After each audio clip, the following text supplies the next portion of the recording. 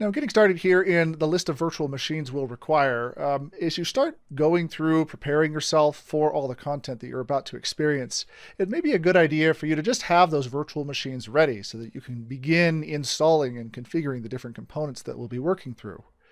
We will be working through for the entirety of this course using a single domain called company.pri.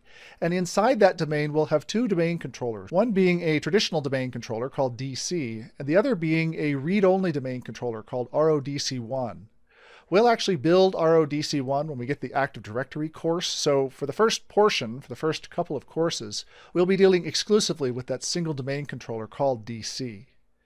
Now, as we progress through the different content, as we progress through the courses here in this learning path, we've got a variety of other servers that we'll be configuring as well.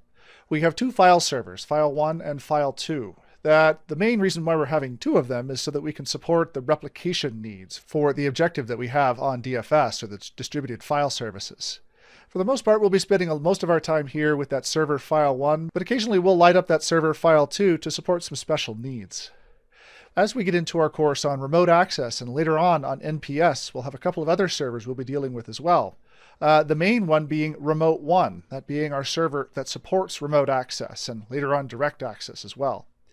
The NPS server, NPS1, will be at the very end where we end up installing Radius services and configuring Radius services so that Remote One has some offsite location to authenticate users.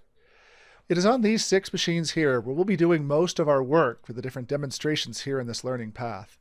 We do have one additional machine, which is a Windows 8.1 desktop called My Desktop, which in a couple of situations, particularly with direct access, but also in a couple of other locations, will actually access some of the services on those servers using My Desktop. So you may want to build yourself also a Windows 8.1 desktop to be used in simulating that client-to-server communication.